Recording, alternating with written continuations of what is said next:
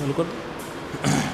Saini ABM Bandikui में आप सभी का स्वागत है। आज से हम कक्षा पंचम की ऑनलाइन कक्षाएं प्रारंभ कर रहे हैं, जिसमें आप आज अंग्रेजी विषय का अध्ययन करेंगे।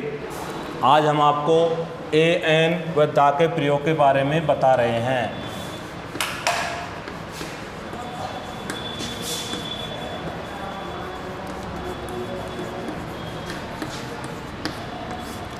AN व दा का प्रयोग। सबसे पहले हम एन का प्रयोग लेते हैं। एन का मतलब होता है एक, यानी कि एक का प्रयोग।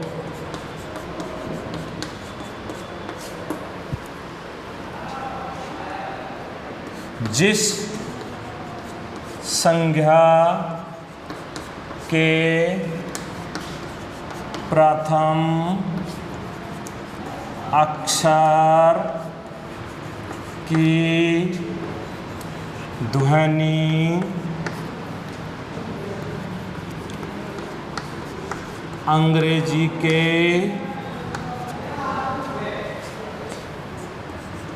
वोवेल स्वर A-E-I-O-U ये हमारे 5 होते हैं। की, हो तथा हिंदी के ए, आ, छोटी ई, बड़ी ई, हिंदी के स्वर हमारे की, हो तो उस संज्ञा से पहले एन का प्रयोग किया जाता है। जैसे, पहले एक बार परिभाषा को पुनः समझ लेते हैं। एन का अर्थ होता है एक का प्रयोग जिस संज्ञा के प्रथम अक्षर की ध्वनि अंग्रेजी के वोवेल स्वर A-E-I-O-U की हो तथा हिंदी के हमारे जो स्वर हैं ए, आ, छोटी बड़ी की हो, तो उस संज्ञा से पहले एन का प्रयोग किया जाता है। जैसे, अब जैसे उदाहरण ले लेते हैं कौन कौन से हैं जिनसे पहले एन का प्रयोग किया जाता है। खाली जगह के तुरंत बाद में हमारी मीनिंग आएगी और उस मीनिंग को देखकर ही हमें AND का प्रयोग करना है। ये हमारी खाली जगह है। खाली जगह के तुरंत बाद में हमने मीनिंग देखी, उसका पहला अक्षर देखा है, ए आ रहा है हमारा। अगर हम इसका उच्चारण भी करते हैं तो भी हमारा ए आ रहा है, हिंदी में भी। तो दोनों तरह से हमने देख लिया कि ये हमारा स्वर है। तो स्वर है तो स्वर में किसका प्रयोग होगा? एन का, इसलिए इसमें एन का प्रयोग हो रहा है। अगला, खाली जगह के तुरंत बाद वाली मीनिंग देखनी है आपको।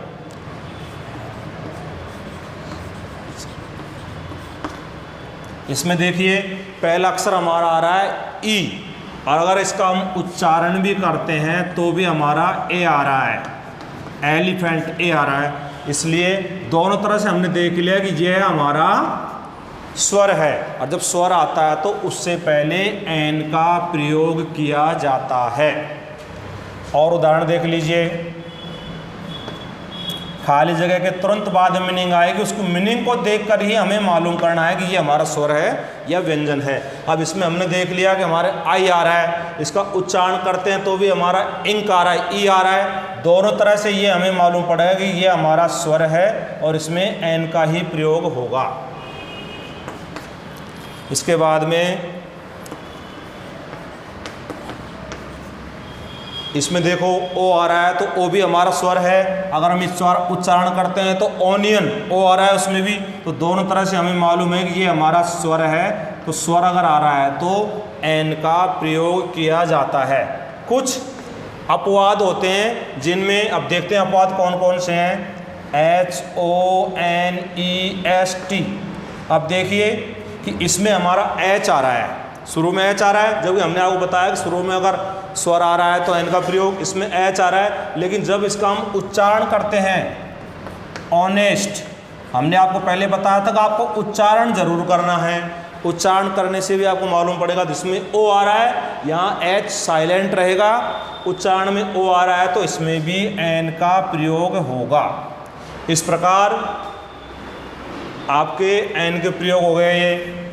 अब अगला हमारा आएगा ए का प्रयोग। एक बार इसको आप ढंग से देख लीजिए, समझ लीजिए, परिभाषा को ढंग से देख लीजिए। जिस संज्ञा के प्रथम अक्षर की ध्वनि अंग्रेजी के वोवेल स्वर ए ई आई ओ यू की हो तो तथा हिंदी के ए आ छोटी बड़ी की हो तो उस संज्ञा से पहले एन का प्रयोग किया जाता है। ये परिभाषा ध्यान रखने की बात है, इसके आधार पर हम आराम से इसको हल कर सकते हैं। अब इसके बाद में ए का प्रयोग देखते हैं।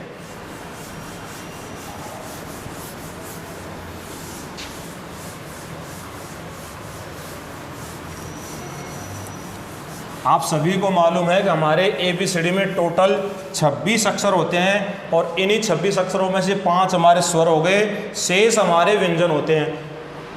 अब स्वर में तो हमने एन का प्रयोग कर दिया, अब व्यंजन आ रहा है हमारा ए का प्रयोग। ए का मतलब भी एक होता है।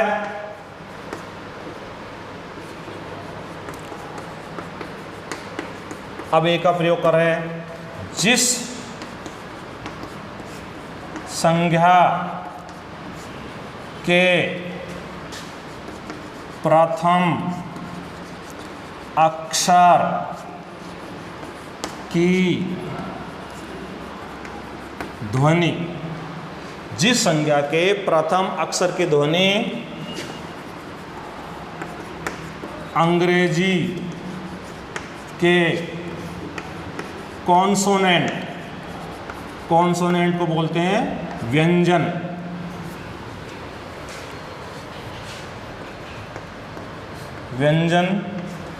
अब व्यंजन हमारे कौन कौन से हैं? से बी, जो शेष हमारे अक्षर बच गए वही हैं सी डी, बाकी ये हमारे व्यंजन हैं की, हो, तथा हिंदी के। अब हिंदी के स्वर व्यंजन हमारे कौन कौन से हैं? कै, खे, ये हमारे छह जो भी हैं सारे हमारे व्यंजन हैं।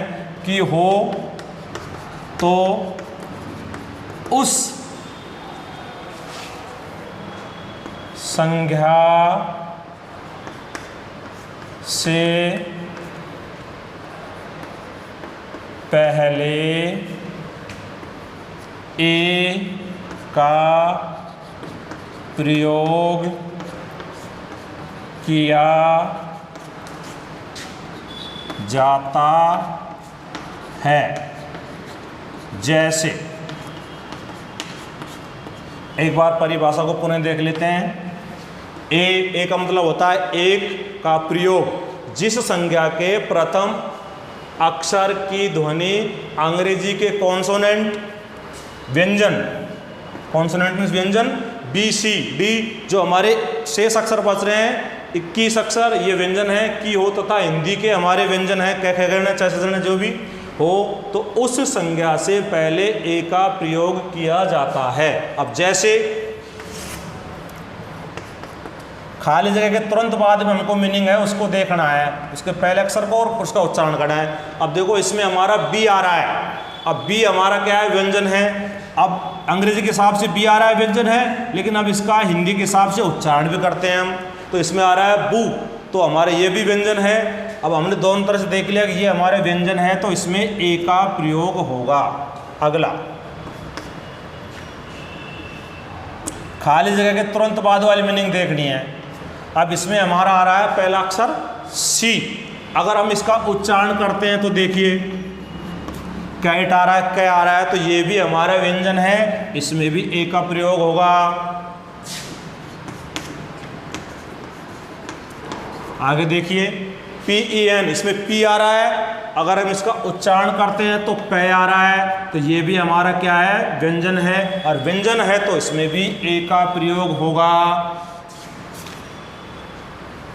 आगे देखिए,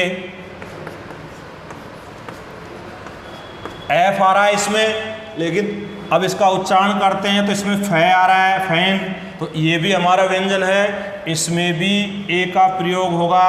अब कुछ अपवाद है, अपवाद में आपको बता देता हूँ, इसमें ए का ही प्रयोग हो रहा है। देखिए,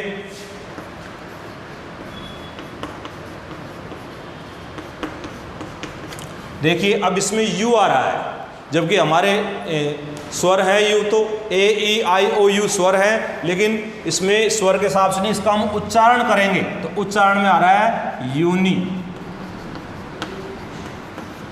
यूनिवर्सिटी, यू आ रहा है, ये अपवाद है। अगर इसके उच्चारण के हिसाब से इसमें ए का प्रयोग होगा, एन का प्रयोग नहीं होगा, क्योंकि ये यू आ रहा है हिंदी के हिसाब से, इसलिए इसमें ध्यान रखने की बात है आपको कि इसमें ए का ही प्रयोग होगा।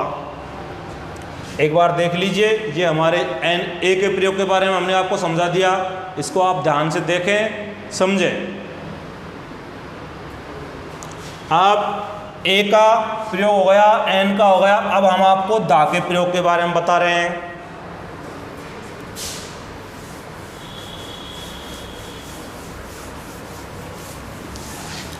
दा का प्रयोग उन परिस्थितियों में किया जाता है जो संसार में, वर्ल्ड में एक ही हो और प्रसिद्ध हो, वहाँ दा का प्रयोग किया जाता है।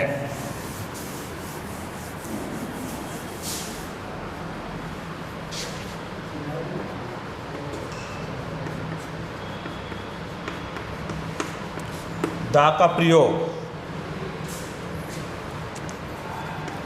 दा का प्रयोग निम्न दशाओं में किया जाता है, जो संसार में एक हो या प्रसिद्ध हो, उसमें दा का प्रयोग किया जाता है।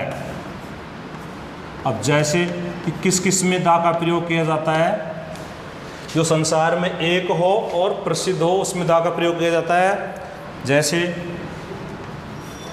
दिशाओं के नाम,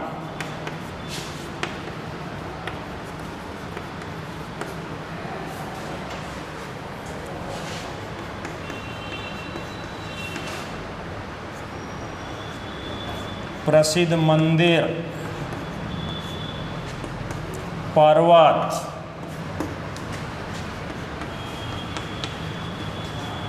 महाद्वीप,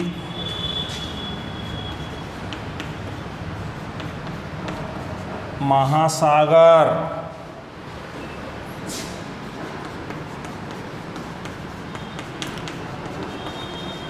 ऐतिहासिक स्थल,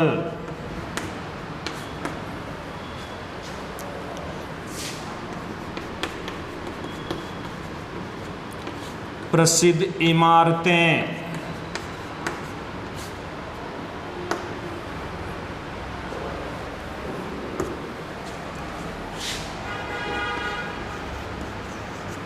प्रमुख नदियाँ, नहरें,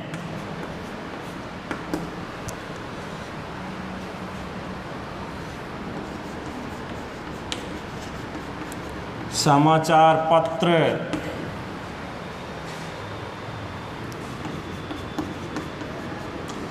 राजनीतिक दल,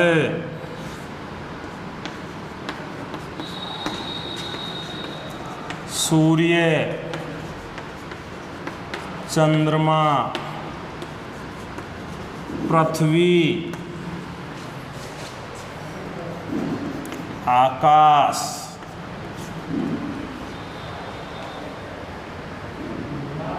आदि से पहले दा का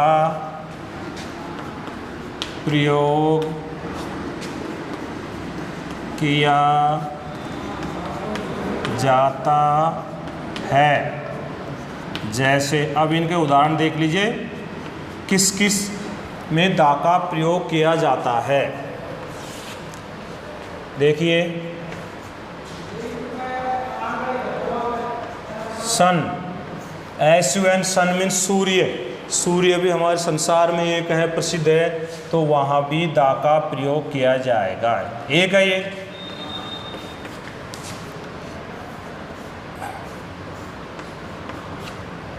स्काई, स्काई भी हमारे संसार में, स्काई मीन्स होता है आसमान, आकाश, तो वह भी हमारे एक ही है, प्रसिद्ध है, तो वहाँ भी दा का प्रयोग किया जाएगा। मून, चंद्रमा भी हमारे संसार में एक है, तो वहाँ भी दा का प्रयोग किया जाएगा, चंद्रमा से पहले भी।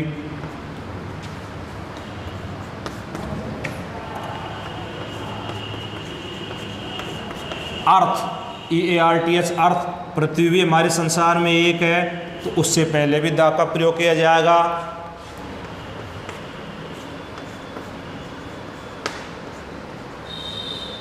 ताजमहल, ताजमहल संसार में एक है और प्रसिद्ध है, जो चीज़ फेमस होती है वहाँ भी दा का प्रयोग किया जाता है, तो ये ताजमहल फेमस है हमारे।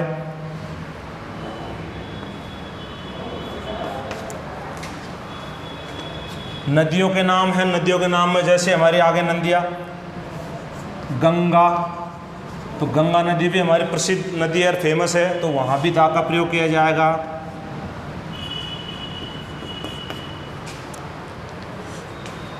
वर्ल्ड, WORLD, वर्ल्ड, वर्ल्ड संसार में एक है, तो वहाँ भी दा का प्रयोग किया जाएगा।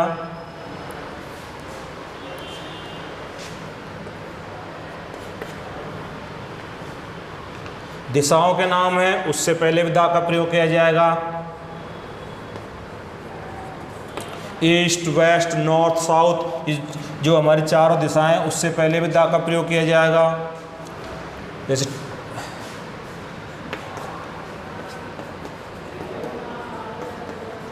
बिरला मंदिर, ये भी प्रसिद्ध है, इससे पहले भी दा का प्रयोग किया जाएगा।